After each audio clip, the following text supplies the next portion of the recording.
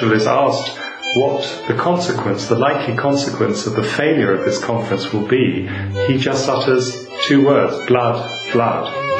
That was Mark Bostridge on a dramatic incident from the year 1914. Frankly, anybody, religious or political leader, anybody in the 21st century making the same claims would be immediately cast off as a radical, as a fringe character. And that was Reza Aslan discussing the historical Jesus.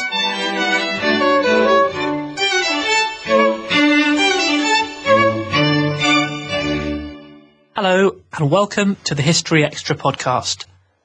My name is Rob Attar and I'm the editor of BBC History Magazine, which is the UK's best-selling history magazine. You can find it in all good newsagents, or you can take out a subscription from anywhere in the world. Visit historyextra.com/subscribe-today for subscription deals. And we also have digital editions available for the iPad, the Kindle Fire, Google Play and Zinio. And for those of you who own a Kindle Fire, I should mention that that edition is now available in the United States as well.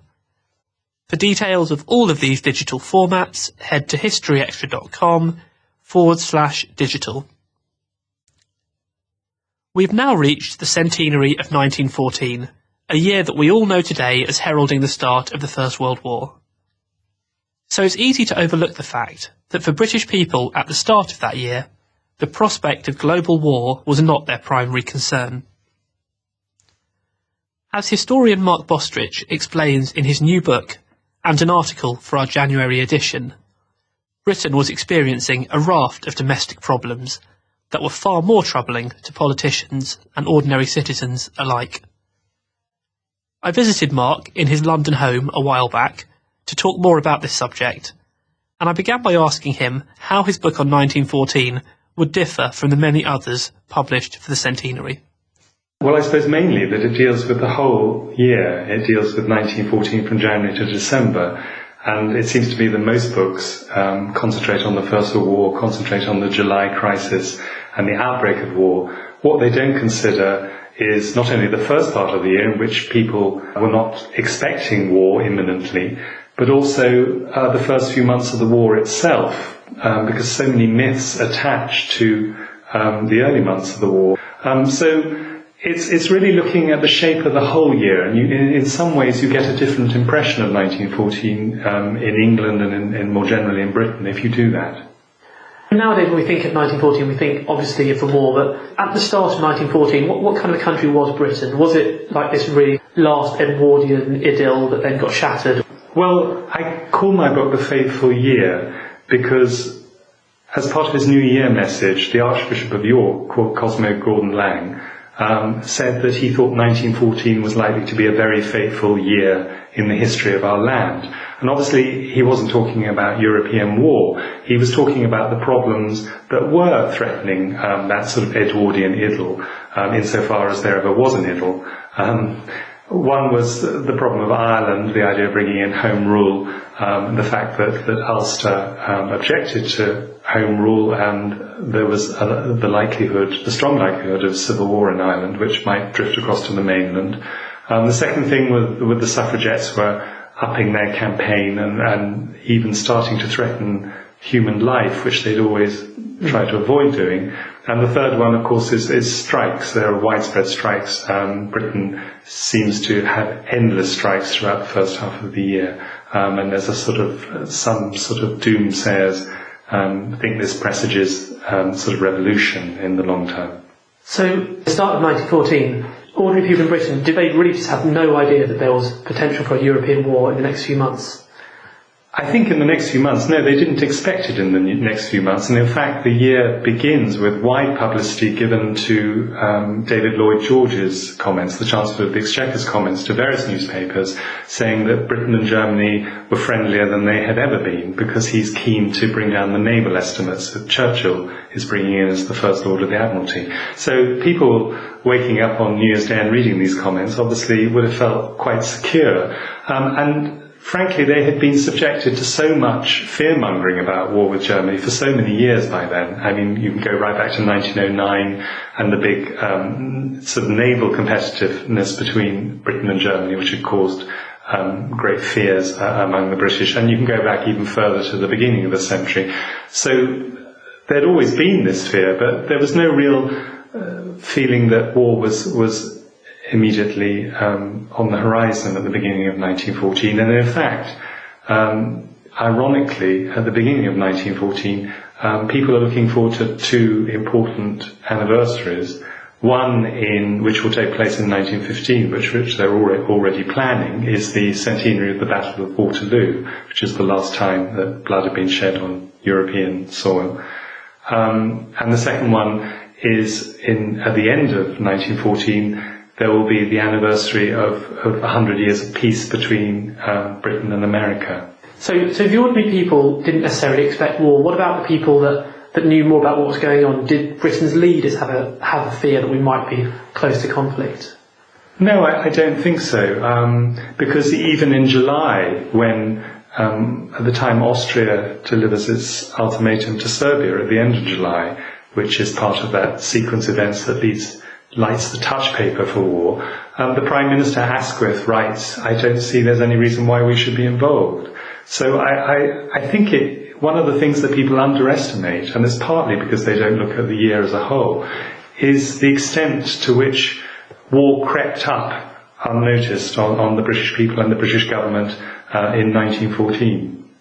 And two of the things you mentioned earlier were the Union's unrest and also the troubles in Ireland. And how close did we get to civil war, either in Ireland or potentially even in Britain, over these subjects? I think that strike action was serious and worrying, and in the summer of 1914 there's this idea that the great unions might form a triple alliance and completely paralyse Britain by having a general strike. But I think that one can overstate that, and it's clear that many union leaders didn't want a general strike and were just using a sort of bluffing mechanism.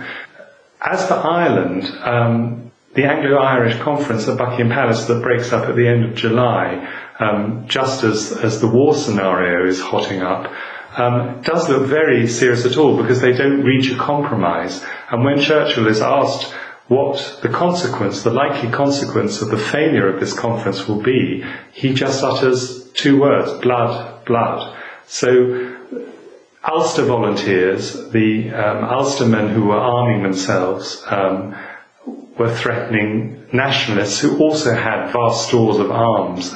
So there was a strong likelihood of civil war in the latter part of the summer of 1914 had European war not broken out. And so when Franz Ferdinand was assassinated in June of that year, how did the British public react to that? At that point, did they then begin to think, it looks like war might be on the horizon?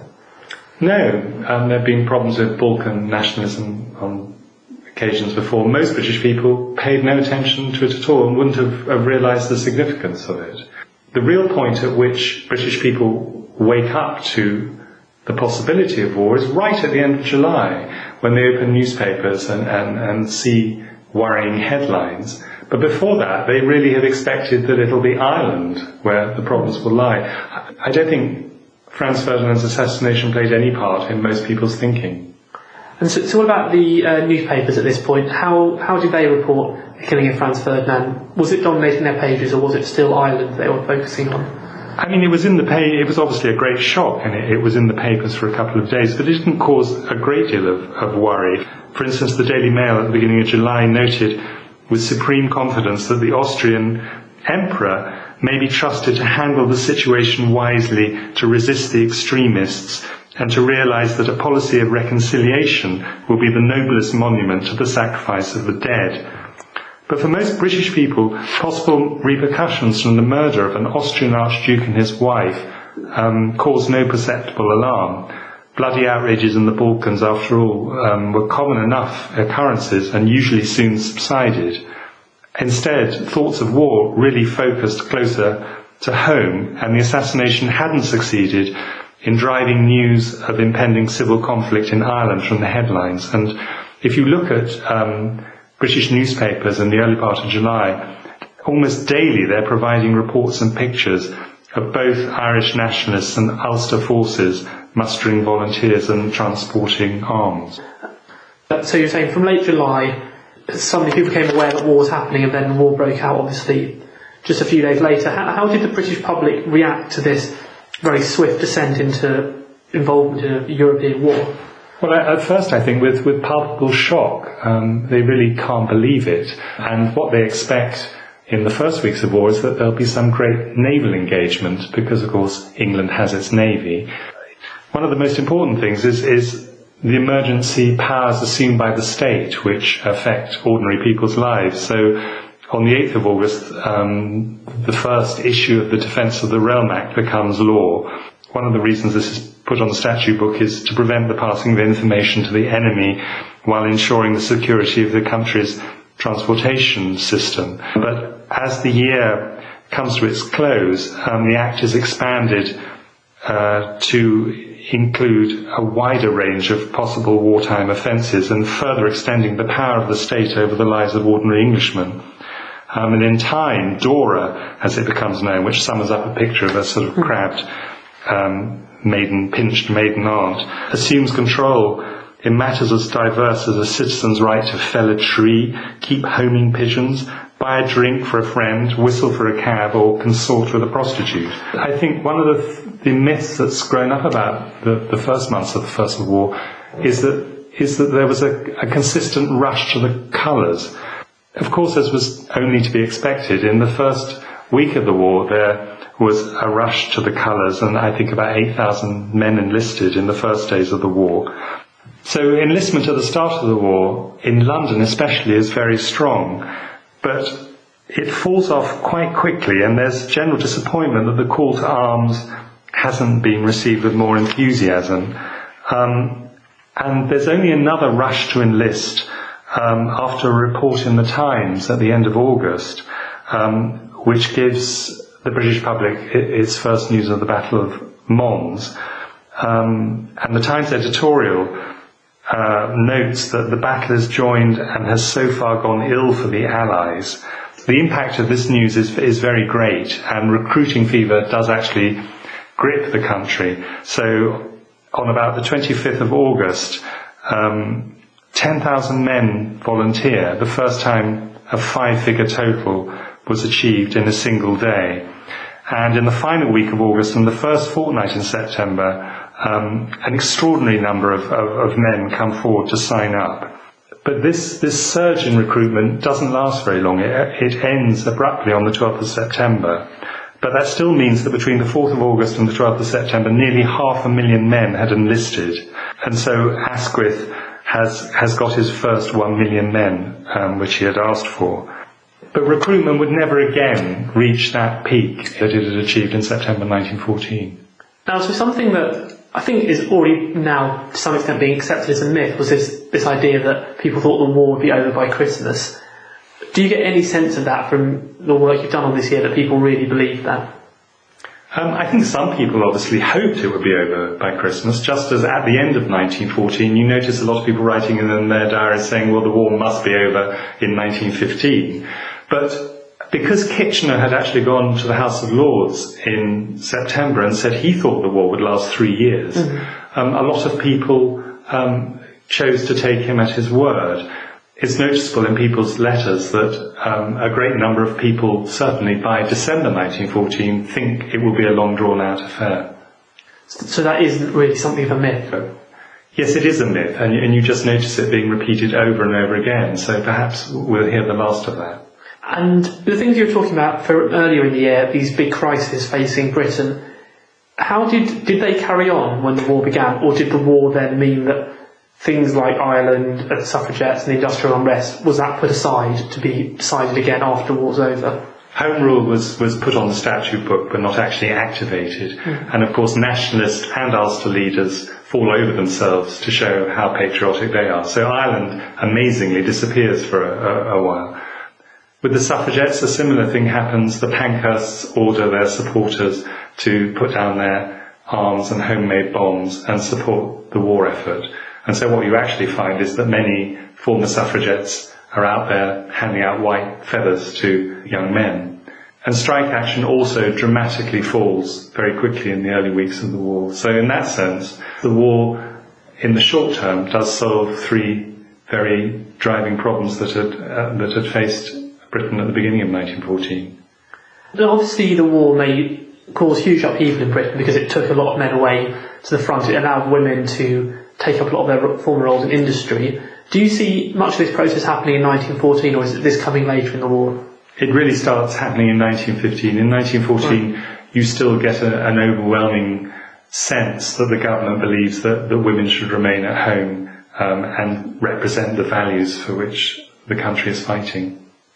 Coming to the end of 1914, what kind of a state is Britain in, say around sort of Christmas, New Year, that time? How do the people of Britain, what's their morale like at this point? Well, Christmas 1914 occurs just after the Germans bombard the east coast towns of Scarborough, Hartlepool and Whitby. So in a sense, there's not much feeling of peace and goodwill. In fact, you could say that really steeled British people in their hatred of Germany and their determination to see the war through to its end. The other thing that people are very frightened of at the end of 1914 is the idea of aerial bombardment in some form, because on Christmas Eve 1914, Britain is bombed from the air for the first time when a small German plane flies over a garden in Dover and drops a small bomb. It doesn't kill anybody, it knocks somebody who's collecting Christmas greenery from a tree. But there are reports in the newspapers at the end of 1914, including a terrifying mock-up picture in the Daily Express of a Zeppelin flying over the Houses of Parliament, that Zeppelins are on their way, as indeed they do turn out to be. Finally, just taking the story now to the present day, there's already a lot of commemorations planned for next year. Having done the research on 1914 that you've done, how do you think we should be commemorating the year 100 years later? Do you think we need to take a broader view than just looking at those sort of pivotal few days in the middle of the year?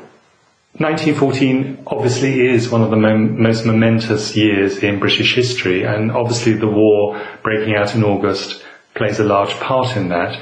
But I don't think we should close our eyes to the other things that were happening during the year. I think we should encourage a greater understanding of the Irish crisis, because so much that comes afterwards is only understood by relating it to the Liberal government's attempt to bring in Home Rule in 1914. I think we should understand much better the suffragettes and the British public's attitude towards the suffragettes, because it was very striking to me when people were writing about the death of Emily Wilding Davison, which occurred in June 1913, a suffragette who fell under the King's horse, that they didn't really understand the significance of the suffragettes, or the fact that it was the constitutionalists, not the suffragettes, the non-militant wing of the suffrage movement that actually won the vote for women. And then in fact by 1914, some of the suffragettes' more outrageous acts, their attacks on public property, their attacks on works of art, were actually turning the British public against them and what they stood for. So I think that's very important. I don't think we really understand the significance of the suffragettes or what they did or what they failed to do. And of course there are various cultural events going on in the earlier part of 1914, which it's important not to forget and which is certainly worth commemorating. One is the centenary of the first English production of Shaw's Pygmalion. Another one is the foundation of the Vorticist movement, the modernist art movement. And then very strangely in June 1914, Gustav Holst, or Gustav von Holst as he was then until 1918 when he changed his name, sits down and writes an early sketch for the first piece in his Planets suite, called Mars, the Bringer of War. And although Holst always denied that it had been premonitions of war that had encouraged him to write this piece of music, it's a very strange juxtaposition in view of what's shortly going to occur on the European stage. That was Mark Bostridge. His book, The Fateful Year, England 1914, has just been published by Penguin.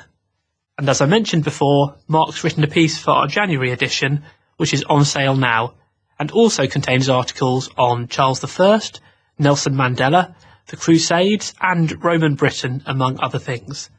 You can get hold of our January edition in all good newsagents and digitally. Now, if you'd like to hear more from Mark Bostridge, then why not come along to our First World War Day event on the 16th of March, where he will be one of the speakers. It's taking place at Bristol's M Shed, and we do still have some tickets available. Head to historyextra.com/events for details and tickets. Plus, there you can also find out about our Vikings Day, which is taking place the day before the First World War event, and for which tickets are also still on sale. Before our next interview, it's time for our History News Roundup with our website editor, Emma McFarnon. Tests are being carried out to establish the genetic condition suffered by Joseph Carey Merrick, better known as the Elephant Man. A team at Queen Mary University of London is using new techniques to extract DNA from Merrick's bones. Previous attempts failed because the skeleton was cleaned with bleach-like agents. Merrick was an object of fascination in the Victorian period. His curved spine, overgrown skull and trunk-like facial growth made him a popular freak show attraction. You can read more about the Elephant Man at historyextra.com. Meanwhile, a row has erupted between Sir Tony Robinson and Michael Gove after the Education Secretary claimed left-wing academics were using Blackadder to feed myths about the First World War. Sir Tony, who played Baldric in the BBC series, insisted the programme is used merely as a teaching tool, much like the poems of Wilfred Owen or class visits to Flanders. The row comes ahead of centenary commemorations for the outbreak of World War I. In other news, the wills of Jane Austen, Sir Francis Drake and William Shakespeare are being published online for the first time. The collection of records, being published by Ancestry.co.uk, covers 1384 to 1858. The documents show that Shakespeare left £150 to each of his daughters. Thanks, Emma. For all the latest history news, do check out our website at historyextra.com. Our next interview is with Reza Aslan, a writer and expert on religions. His latest book is Zealot, which attempts to provide a historical account of Jesus. It was a book that hit the headlines a little while back, when a Fox News interview with Reza about the book became a YouTube sensation because of the interviewer's repeated comments about Reza's own religious faith. A few weeks later, I got the chance to speak to Reza about the book, and I began by asking him what he felt he had new to say about Jesus. My book is an attempt to take this 2-century debate and dialogue that has been taking place in academia over the quest for the historical Jesus and make it popular, accessible, appealing to a broad general audience. So this isn't a book about theology. It's not a book about Christianity. It is a book about what we can know about the man named Jesus who lived 2,000 years ago. And I suppose the reason I think that people have embraced the book is that this is an issue that is often denied more popular audiences, this conversation among academics about who Jesus really was and what he actually meant. And, this is my attempt to actually broaden that discussion and bring everybody else on board and to really create a dialogue about what we can and cannot know about the man known as Jesus. What do you see, what are the main historical sources that we have for Jesus? Well, very few. The problem with the study of the historical Jesus is that when you remove the New Testament from the picture, we know almost nothing about the man.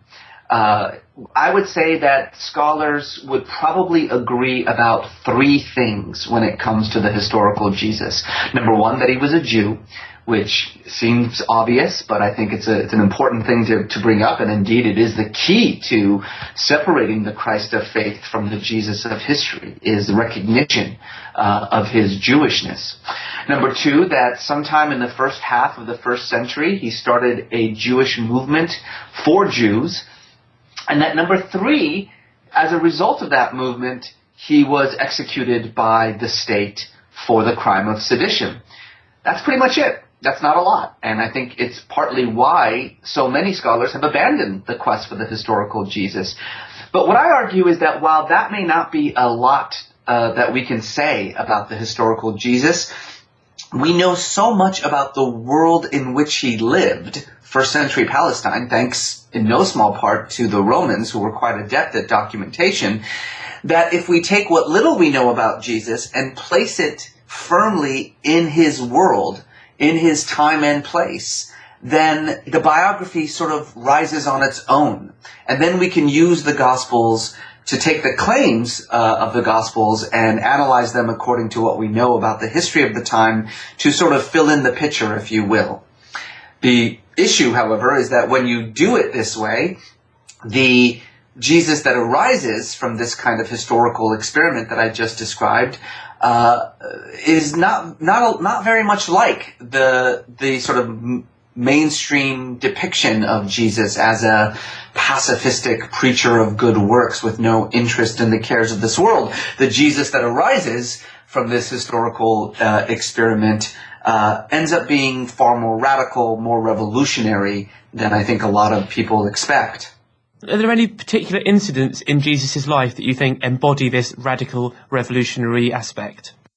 Well, to put it in its simplest way, if you know nothing else about Jesus except that he was crucified, you know enough to at the very least question the sort of dominant image of him as this celestial spirit whose only care was about the world to come. Crucifixion under Roman law was a penalty that was reserved almost exclusively for crimes against the state.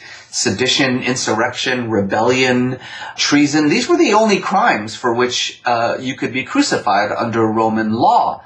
Now, people always bring up the thieves that were crucified alongside Jesus. Of course, they were not thieves. The Greek word lestai that the Gospels use doesn't mean thieves, it means bandits. And bandit was the most common term in Jesus' time for an insurrectionist, for a rebel. So the very fact that, the state, that the Romans viewed Jesus as such a threat that they crucified him for sedition should at the very least make us stop and wonder about that dominant view that I was saying before. Of course, there are a lot of other, parts of the gospel, the triumphal entry into Jerusalem in which he declares himself to be the king of the Jews, the cleansing of the temple, which would have been seen by everyone as a treasonable offense. After all, the temple was not just the chief religious institution, it was also a political institution. It was also the seat of the Roman occupation of the Holy Land. So any attack on the temple would have been seen as a direct attack on the Roman occupation. And then certainly Jesus's comments about the paying of tribute, his very teachings about the kingdom of God. And indeed, just the very statement, I am the Messiah, is a treasonable offense in first century Palestine. The Messiah means the anointed one. The principal task of the Messiah as the descendant of King David is to reestablish the kingdom of David on earth, to usher in the rule of God. Well, if you are claiming to be ushering in the rule of God, you are claiming to be ushering out the rule of Caesar. And in fact, every single individual in Jesus' time who claimed to be the Messiah, and I write about a dozen or so of them, every single one of them was killed for it. You say there were other people in the same time who were doing some similar things to Jesus. Why do you think it is that Jesus, really, of all of them, is the one that we remember so much now and that has 2 billion followers still in the world? Yes, and I think this is probably the thing that comes as most as a surprise to the general reader, is just how many other people in Jesus' time were walking around claiming to be the Messiah, curing the sick, casting out demons, gathering followers, challenging the priestly authorities and the Roman occupation, and then ultimately being killed for it, very much like Jesus did. And you're right. I mean, it's a fundamental fact that 2,000 years later, we have forgotten about all those other messiahs, many of whom were far more successful, far more popular, had many more followers than Jesus did in their lifetimes. And only one of them is still called Messiah. And I think that there's a couple of reasons for it. One of which, of course, is that Jesus was extraordinary, that his social teachings were unprecedented. This message of Jesus's about the reversal of the social order that the first shall be last and the last shall be first, the poor made rich and the rich made poor. This was, as you can imagine, an enormously appealing message for the poor and for those at the bottom of the social ladder. It was an incredibly threatening message for those at the top. But it was one that had enormous resonance, and one that, as far as we can tell, was not paramount in the teachings of these other so-called messiahs. But to be perfectly honest, the reason that Jesus is today still called the Messiah and the rest are not had far more to do with what happened after Jesus' death and the claims made about him by his disciples than it did with anything Jesus himself said or did. You must understand that according to the Jewish definition of Messiah, a dead Messiah is no longer the Messiah. In the first century, if you say that you are the Messiah, what you are saying is that you are the descendant of King David, here to reestablish David's kingdom on earth. If you die without doing that, then you are not the Messiah. And indeed, all the other messianic aspirants who died without establishing David's kingdom were then declared to be no longer the Messiah. Those followers who survived the messianic uprisings simply just went back home. But Jesus' disciples did not. Buoyed by this ecstatic experience of him as risen from the dead, and one can make whatever claims one wants to about that. That is not a historical statement, it's a statement of faith. But regardless, buoyed by this claim, this experience of the resurrected Jesus, and confronted with this undeniable fact that according to the definition of Messiah, Jesus is not the Messiah, Jesus' disciples simply redefined Messiah. They changed the definition of Messiah. They made it a more spiritually significant office than an earthly one. The kingdom that the Messiah is supposed to establish became not a earthly kingdom, but a heavenly kingdom. And in doing so, in redefining what Messiah meant, it was easier then to preach this new conception of the Messiah to a non-Jewish audience. And indeed, as this movement becomes adopted by non-Jews, it becomes what we now consider Christianity and the largest religion in the world. So in this case, do you believe that the Christianity we have of today actually doesn't paint a very accurate picture of Jesus, the historical man? Well, let's put it this way. Jesus was a Jew preaching Judaism to other Jews. That's what Jesus, the man, was. Christianity, of course, is a completely new religion, and I would say one that has utterly divorced itself from Judaism. Now, one can therefore say, well, then Christianity has nothing to do with Jesus, but I think that that's a misunderstanding. Jesus' preachings, even in his own lifetime, were understood in a multiplicity of ways. In the first 300 years of Christianity, there were dozens and dozens of different kinds of Christianities.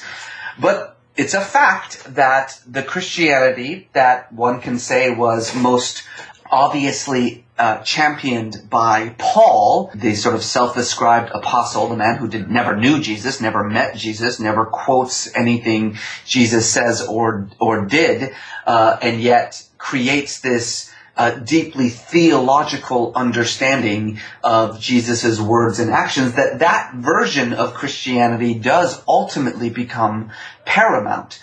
And that version of Christianity, I think, can probably be more easily traced to the letters of Paul than it can be to the words and teachings of the historical Jesus. But again, I want to emphasize that the words and actions of Jesus have always been interpreted in different ways. So it's not technically or theologically correct to say that Christianity can't be traced to Jesus. Of course it can be, but it can only be traced to a particular interpretation of Jesus' teachings, one that perhaps eschews the Jewish nature of Jesus' words and actions. So how have Christians, modern Christians, reacted to the picture of Jesus that you've painted in your book? Well, I know that there's this perception out there that there's been this massive Christian backlash to the book, but that is actually not true. I mean, certainly, conservative Christians, Christians on the, say, the right of the spectrum, have been unhappy with the book as it challenges some fairly basic tenets of the faith, and that, frankly, it looks at Jesus as a man and not as divine, and that in and of itself, as you can imagine, is going to bother some Christians. But the fact of the matter is that the overwhelming response of Christians to this book has been positive. I get dozen emails a week from Christians telling me that the book has actually empowered their faith. That while they believe that the man that I am writing about is also God, that this is the first time that they've been able to really recognize the humanity of Jesus and also to place him in his time and place. Because, look, the fact of the matter is that regardless of whatever else you think of Jesus, you think that he was also a man. And so, as a man, he lived in a specific time and place. And that time and place is instrumental in defining him and in influencing him. And what this book is ultimately about is a book about Jesus' world and how that world shaped him.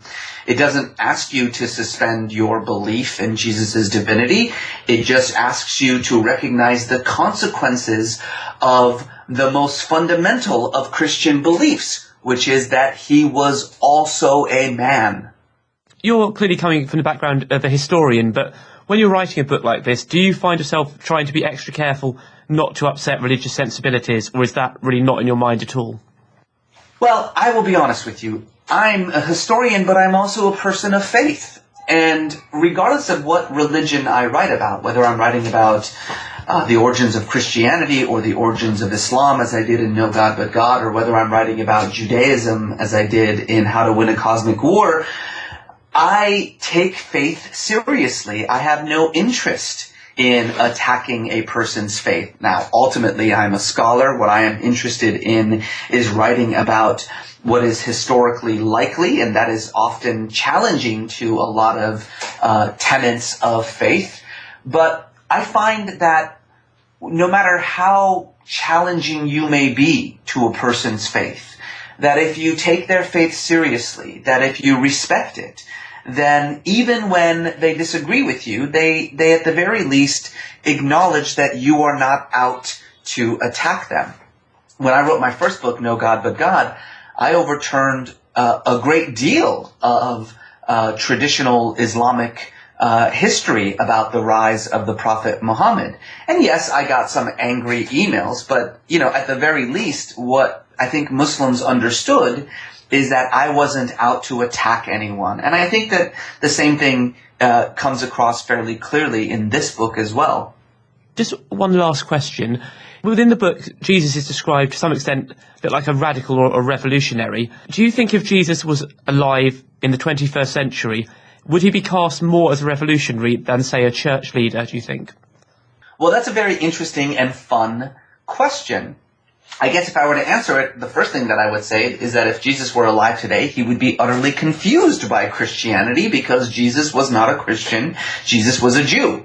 And he would absolutely have no idea. He would have no means to absorb the Christian claims about him and his divinity. Of course, as any Jew knows, the concept of a divine man is anathema to everything Judaism has ever said, thought, written, or believed about either God or man. And I think it would have probably confused Jesus as well. To your larger and much more interesting point, however, the fact of the matter is that Jesus' politics, if you could use that term for him, were so radical and extreme that they had very little room in the mainstream either 2,000 years ago or today. Jesus' politics was not about equality. Jesus was about the reversal of the social order. Blessed are the poor, for the kingdom of God is theirs. Blessed are the hungry, for they shall be fed. Blessed are those who mourn, for they shall rejoice. These abiding words of the Beatitude are often seen by modern Christians as describing some kind of utopian fantasy where everybody gets along and everybody's equal, but that's because people tend to not read the verses that follow, in which Jesus says, "Woe to the rich, for they shall receive their consolation. Woe to those who are fed, for they shall go hungry. Woe to those who rejoice, for they shall mourn. The first shall be last, the last shall be first." This isn't some utopian fantasy. This is quite a frightening reality that Jesus is describing, one in which those on the top and those on the bottom are going to switch places. Well, frankly, anybody, religious or political leader, anybody in the 21st century making the same claims would be immediately cast off as a radical, as a fringe character, as a Marxist, if you will, and completely excised from the political discussion. Indeed, many of the same political and religious leaders who nowadays claim to speak for Jesus, claim that their politics comes from Jesus, would probably run the other way if Jesus showed up and began preaching what he preached 2,000 years ago. That was Reza Aslan. Zealot, The Life and Times of Jesus of Nazareth is out now, published by the Westbourne Press. So that's almost all for this week. Do get in touch with your views about the podcast on podcast@historyextra.com, and we'll do our best to read out some of your messages in future episodes. And you can keep in touch with us on social media as well. We're on Twitter @HistoryExtra, or you can like us on Facebook. Head to facebook.com/historyextra. Plus, don't forget to visit our website, historyextra.com, for all the latest history news, blogs, image galleries, and more. Next week, we'll be joined by Linda Colley to discuss the history of Britain and the future of the Union. Do join us for that. This History Extra podcast was recorded in Bristol and on location in London, and it was produced by Jack Fletcher.